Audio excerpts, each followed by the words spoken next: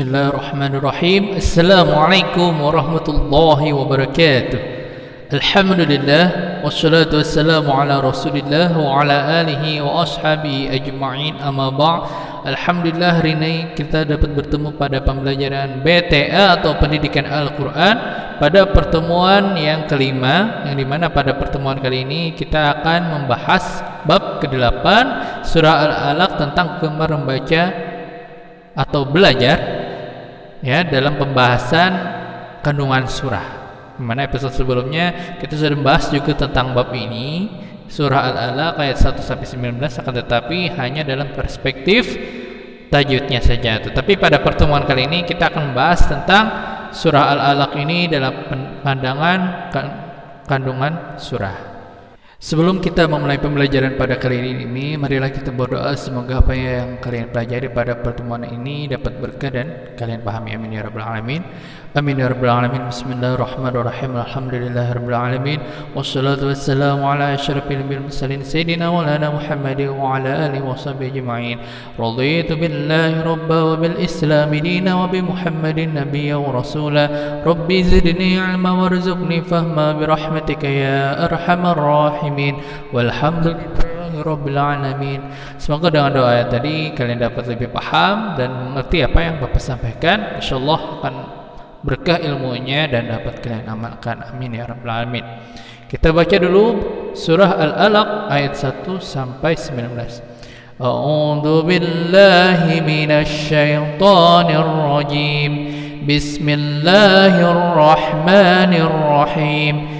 اقرأ باسم ربك الذي خلق خلق الإنسان من علق اقرأ وربك الأكرم الذي علم بالقلم علم الإنسان ما لم يعلم كلا إن الإنسان ليطغى أن رآه استغنى إن إلى ربك الرجعى أرأيت الذي ينهى عبدا إذا صلى أرأيت إن كان على الهدى أو أمر بالتقوى أرأيت إن كذب وتولى ألم يعلم بأن الله يرى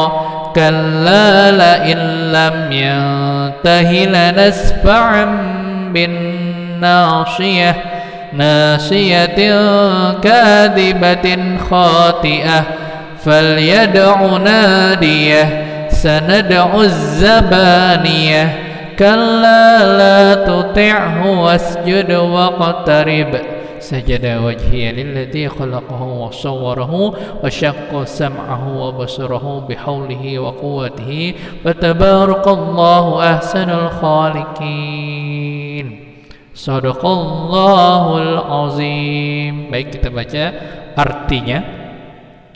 Iqra bismi rabbikal ladzi khalaq. Bacalah dengan menyebut nama Tuhanmu yang menciptakan. Dia telah menciptakan manusia dari segumpal darah. Iqra wa rabbukal akram. Bacalah dan Tuhanmu lah yang maha pemurah. Alladzi 'allama bil qalam, yang mengajarkan manusia dengan perantara kalam. 'Allamal insana ma lam ya'lam, dia mengajar kepada manusia apa yang tidak diketahuinya. Ketahuilah sesungguhnya manusia benar-benar melampaui batas, karena dia melihat dirinya serba cukup. Sesungguhnya hanya kepada Tuhanmu lah kembalimu. Bagaimana pendapatmu tentang orang yang melarang seorang hamba ketika mengerjakan salat? Bagaimana pendapatmu jika ada orang yang melarang itu berada di atas kebenaran, atau dia menyuruh bertakwa kepada Allah? Bagaimana pendapatmu jika orang yang melarang itu mendustakan dan berpaling?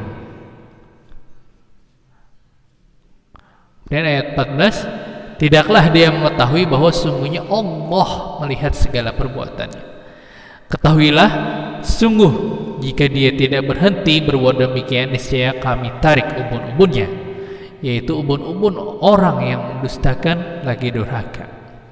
Maka biarlah dia memanggil golongannya untuk menolongnya.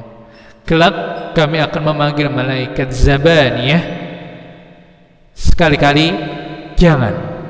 janganlah kamu patuh kepadanya, dan sujudlah dan dekatkanlah dirimu kepada Tuhan yang Maha Esa. Penjelasan, kita akan membahas kandungan surah ayat ini, surah Al-Alaq, satu persatu, karena ayat ini lumayan panjang. Harap disimak baik-baik biar tidak salah paham. Jangan di skip videonya agar kalian gak gagal paham. Pahami benar-benar ayat per ayat dari surah Al-Alaq ini. Tema pada pertama ini yang akan kita bahas lebih fokus kepada tentang gemar membaca atau gemar belajar. Maka kita bahas kandungan surah ayat 1. Iqra bismi rabbikal ladzi khalaq.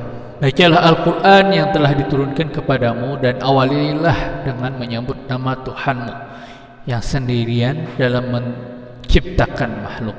Karena dengan membaca, ya, jadi dalam ayat ini sudah ada kata redaksinya Iqra. Jadi Iqra dalam bahasa Arab artinya bacalah. Jadi perintah surah wahyu pertama yang diturunkan oleh Allah itu adalah surah Al-Alaq ini. Dan dalam surah Al-Alaq ini perintah pertama adalah kita disuruh membaca. Saat ada redaksi membaca, itu berarti kita disuruh belajar. Karena dengan membaca ilmu pengetahuan akan diperoleh dan Tuhan akan disembah. Dan dengan menyebut nama Allah, niscaya keberkahan, kemenangan dan petunjuk akan didapatkan. Salah satu pewarisan ilmu itulah dengan cara membaca. Baca dari mana? Baca dari Al-Quran, membaca dari Al-Hadis. Itu adalah pesan-pesan dari orang-orang terdahulu. Salah satu penyampaian orang-orang dari umat terdahulu, dari umat Rasulullah sampai ke kita, salah satunya adalah penyalurannya melalui kata dengan kata. Yang kedua adalah melalui mazhab ke mazhab. Mazhab yang dibaca oleh Rasulullah Sallallahu sama dengan mazhab yang dibaca kita. Al-Quran yang dibaca saat di zaman Rasulullah itu masih sama sampai sekarang. Mazhab Al-Qurannya tidak berubah. Nah, karena sama maka ilmunya juga sama. Maka kalau kita bertuju kepada Al-Quran, insyaallah kita akan mendapatkan ilmu dan pengetahuan yang sama. Insyaallah dengan membaca Al-Quran maka Tuhan akan disembah, dan saat Tuhan itu disembah, insyaallah kita akan mendapatkan keberkahan, kemenangan dan petunjuk. Yang kedua, dialah yang telah menciptakan manusia dari setetes darah. Khalaqal insana min 'alaq. Ingat bahwa yang menciptakan manusia ini dari setetes darah yang menggumpal, melengkapi dengan pendengaran dan penglihatan, dan kemudian meniupkan roh, dan kemudian kehidupannya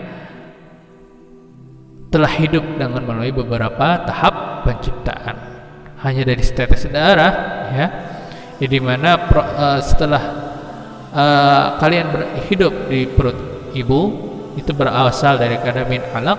Kalian bertumbuh dari segumpal darah, nanti menjadi segumpal daging, lalu mulai tumbuh tulang belulang, tumbuhlah hidung dan lain-lain, ya, sehingga kalian bisa jadi tumbuh menjadi manusia seperti sekarang, bisa berjalan, bisa melihat, bisa mencium, bisa berlari, bisa menendang dan bisa menyentuh. Itu adalah semuanya berawal dari setetes darah. Khalaqal insana min 'alaq. Sini diceritakan bahwa kita proses penciptaannya, kita dari sangat kecil sekali, dari hanya setetes darah, kemudian tumbuh jadi manusia. Itu tidak lain dan tidak bukan, itu adalah proses bantuan penciptaan dari Allah Subhanahu wa ta'ala. Yang ketiga, Iqra wa rabbukal akram.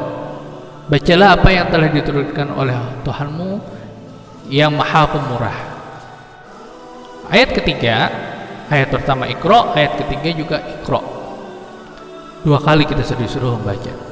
Bacalah, kata Allah, dengan menyebut nama yang murah. Apa itu? Contohnya Bismillahirrahmanirrahim, dengan menyebut nama Allah yang Maha Pengasih lagi Maha Penyayang. Dari ayat itu, Iqra bismi rabbikal ladzi khalaq. Ayat pertama, bacalah dengan menyebut nama Tuhan yang menciptakan, itu Allah. Kemudian ayat ketiga, bacalah dengan menyebut Tuhan yang Maha Pemurah. Ya, kita disuruh menyebut Tuhan itu adalah orang yang pemurah. Yang pemurah itu adalah dalam bahasa Arabnya bisa Ar-Rahman, bisa Ar-Rahim. Maka bacaan yang diperintahkan dalam surah Al-Alaq ini adalah kita disuruh membaca basmalah. Pas artinya bismillah dengan menyebut nama Allah Ar-Rahmanir-Rahim, yang Maha Pengasih lagi Maha Pemurah. Ya, yang Maha Pemurah lagi Maha Penyayang. Itu sama-sama Ar-Rahman itu beredaksi kepada kata pemurah ini. Ya, di mana kita bahas sudah pada pertemuan pertama di kelas 1 ya, tentang surah Al-Fatihah. Ar-Rahman itu sama-sama pengasih ya. Cuman kalau pengasih Ar-Rahman itu untuk semua makhluk hidup, tetapi Ar-Rahim itu hanya kepada orang yang memiliki mukjizat seperti Rasul dan orang-orang soleh. Nah, dia akan membukakan pikiranmu apabila kamu mau membaca, dan dia akan memberimu pemahaman apabila kamu mau belajar. Jadi membaca, biasakan membaca itu adalah perintah daripada Tuhan. Belajar, kalau kita ingin serius belajar, maka kita buka pikiran kalian ingin belajar, benar-benar ingin serius belajar ya. Selama kita serius untuk belajar, insya Allah pemahaman akan kita dapatkan. Alladzi 'allama bil qalam, dialah Tuhan yang mengajarkan cara menuliskan dengan pena. Alladzi 'allama bil qalam, redaksi ayatnya artinya yang mengajarkan dengan pena. Pena artinya pulpen. Al-qalamun dalam bahasa Arab artinya pulpen. Kepada seluruh umat manusia, sehingga mereka dapat mencatat, menyimpan, menerjemahkan semua ilmu, pengetahuan dan kabar berita. Perlu kita ketahui bahwa pena yang berbentuk kecil itu mempunyai manfaat yang demikian besar dan mulia dalam perkembangan ilmu pengetahuan. Tanpa ada orang yang mencatat ya, baik itu zaman Rasulullah mencatatnya di pelepah kurma, di bebatuan ya, kalau seandainya tidak dicatat seperti itu, maka mungkin saja Al-Quran maupun ilmu-ilmu pengetahuan lainnya itu tidak akan sampai kepada kita. Tidak mungkin kita akan bisa mencapai kepada perkembangan ilmu pengetahuan dan teknologi seperti ini tanpa dari perjuangan orang-orang terdahulu ya. Kita sudah berada di abad 21, itu adalah salah satu perkembangan yang kita dapatkan saat kita menggali informasi dari orang-orang sebelumnya. Mereka telah berkorban dalam keadaan zaman primitif ya, dan mereka terus mencari ilmu pengetahuan. Kita ini adalah zaman menikmatinya saja. Salah satunya adalah peran daripada pena, yaitu tercatatnya ilmu pengetahuan dalam sebuah buku, sebuah kertas ya, sebuah pulpen, sebuah bebatuan ya. Nah, jadi seperti itu. Kemudian yang kelima, 'allamal insana ma lam ya'lam, dia mengajarkan kepada manusia apa saja yang tidak mereka ketahui sebelumnya. Lalu dia mengangkat mereka dari kegelapan, kebodohan kepada cahaya ilmu pengetahuan, dari jurang kelalaian ke langit kesadaran. Singkatnya, dengan ilmu semua keutamaan akan dapat diperoleh. Nah, 5 ayat ini mengajarkan dengan awalan Iqra, artinya bacalah. Nah, dari redaksi kata Iqra, bacalah, itu menandakan bahwa ayat ini menandakan untuk menyuruh kita untuk belajar dan menuntut ilmu, dengan dimulai dengan cara membaca. Seperti ayat pertama tadi, kita disuruh membaca dengan menyebut nama Tuhan. Sebutlah dengan menyebut Tuhan yang Maha Pemurah. Maka itu yang dimaksud adalah Bismillahirrahmanirrahim, dengan menyebut nama Allah yang Maha Pengasih lagi Maha Penyayang. Kemudian juga menceritakan kita manusia diciptakan dari setetes darah, itu adalah suatu keilmuan yang diajarkan dalam Al-Quran yang tidak diketahui pada masa itu.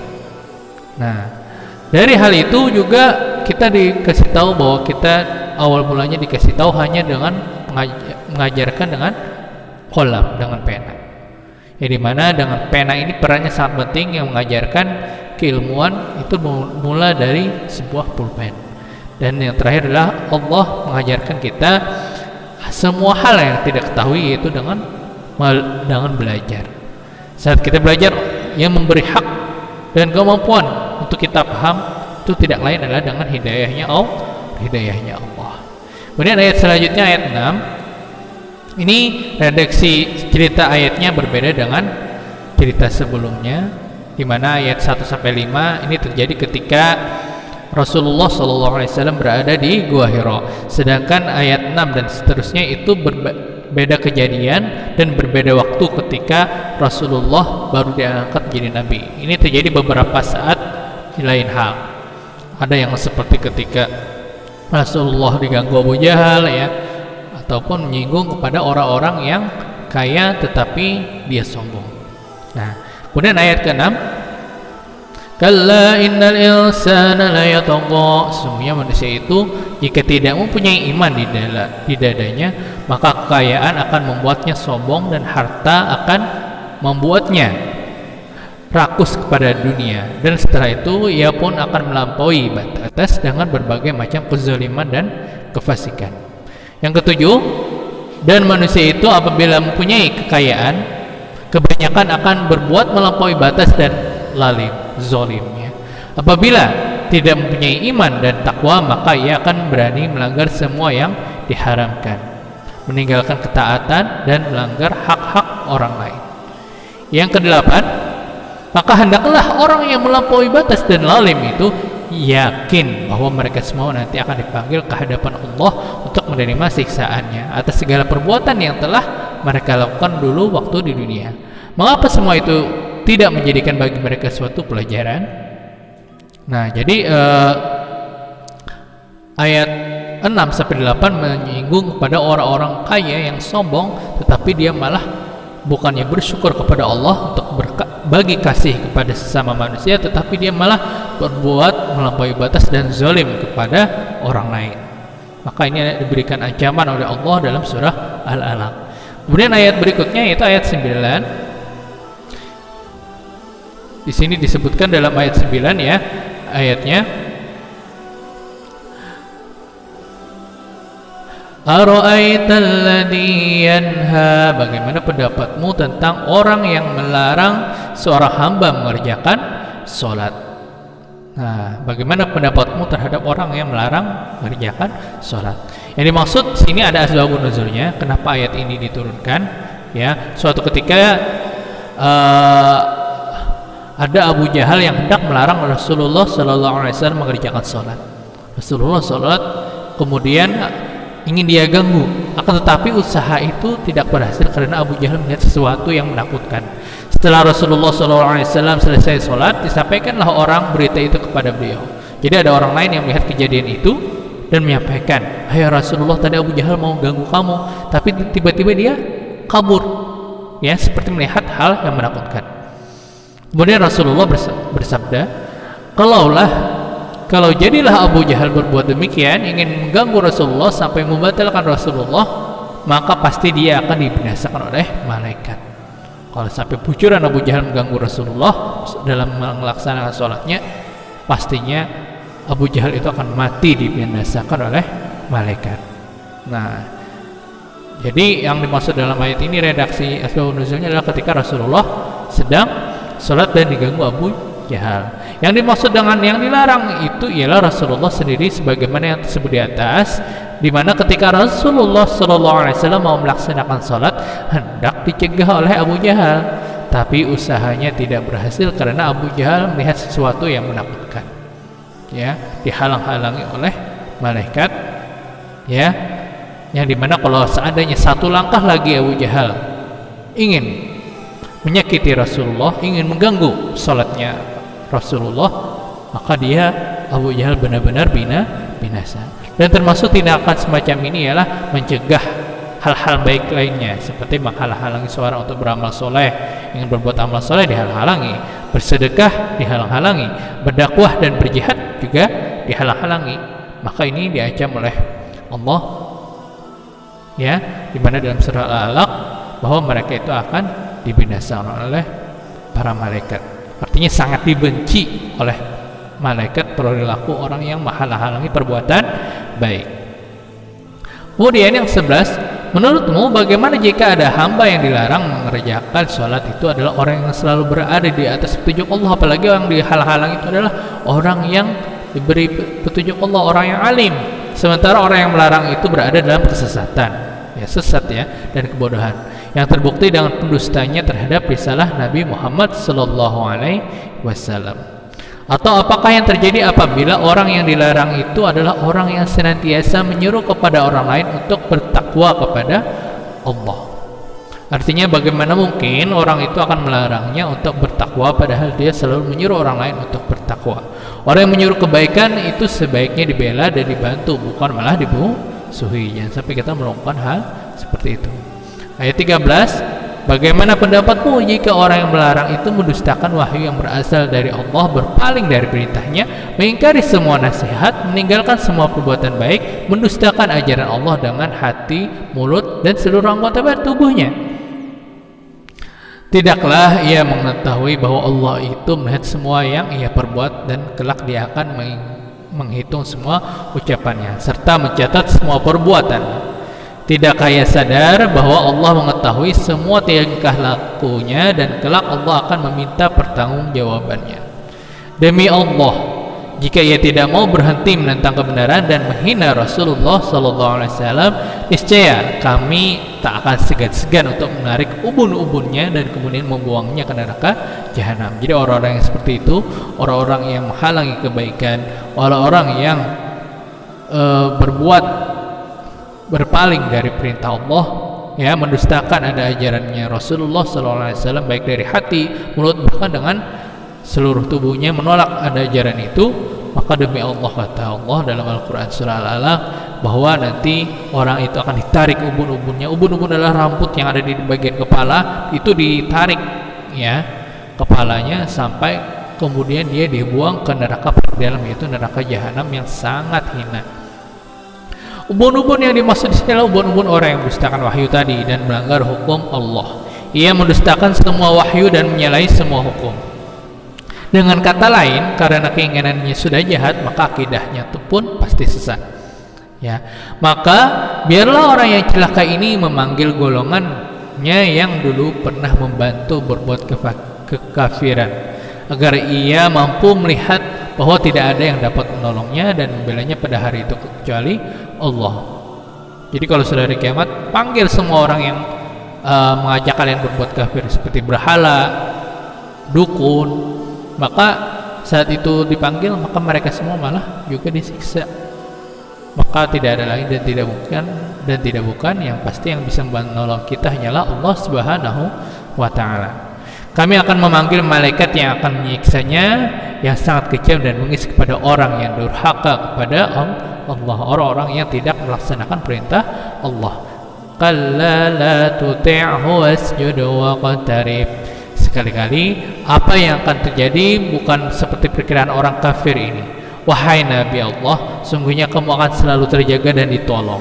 Maka janganlah kamu turuti ajakannya untuk meninggalkan sholat, tapi tambahlah sujud dan pendekatkanlah kamu kepada Allah, agar kamu lebih dekat dengannya dan lebih dicintainya. Dan ketahuilah sesungguhnya keadaan seorang hamba yang paling dekat dengan Tuhannya ia adalah saat ia bersujud. Kalla la tuti'hu wasjud waqtarib. Maka perintah terakhirnya adalah orang terbaik adalah orang yang selalu bersujud kepada Allah. Maka kita disunahkan membaca untuk sujud sajadah atau sujud tilawah. Sajadah wajhiya lilladzi khalaqahu wa sawwarahu wa syaqqa sam'ahu wa basarahu bihaulihi wa quwwatihi wa tabarakallahul ahsanul khaliqin. Jadi ayat ini dapat kita simpulkan, pertama ada perintah kita untuk selalu senang membaca, gemar membaca. Insyaallah kita akan menjadi orang yang sangat cerdas dan suka mudah memahami ilmu pengetahuan. Diajarkan juga dalam ayat ini untuk kita selalu memulai aktivitas yang baik itu dengan mengucapkan basmalah atau bismillahirrahmanirrahim.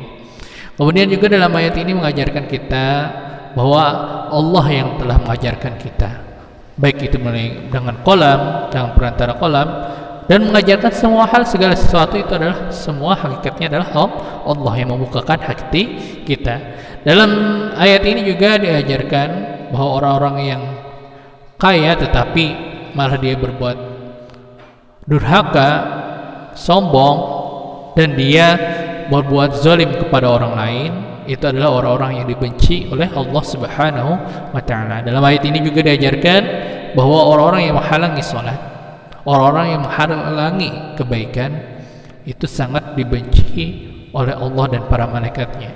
Bahkan saking bencinya, malaikat bahkan akan berusaha membinasakan orang-orang yang seperti itu, ya. Dan juga ayat ini mengajarkan kita untuk selalu bersujud kembali kepada Allah. Nah, mungkin itu saja pembelajaran kita pada hari ini. Silakan kalian kerjakan tugas di samping ini, kalian tulis di buku tulis dan kumpul di link di deskripsi pada video ini. Dan jangan lupa juga kalian komen nama kelas dan sebut kata hadir untuk menandakan kalian hadir pada pertemuan pada kali ini. Mungkin itu saja dari Bapak. Salah kata mohon maaf. Wabillahi taufiq wal hidayah. Wassalamualaikum warahmatullahi wabarakatuh.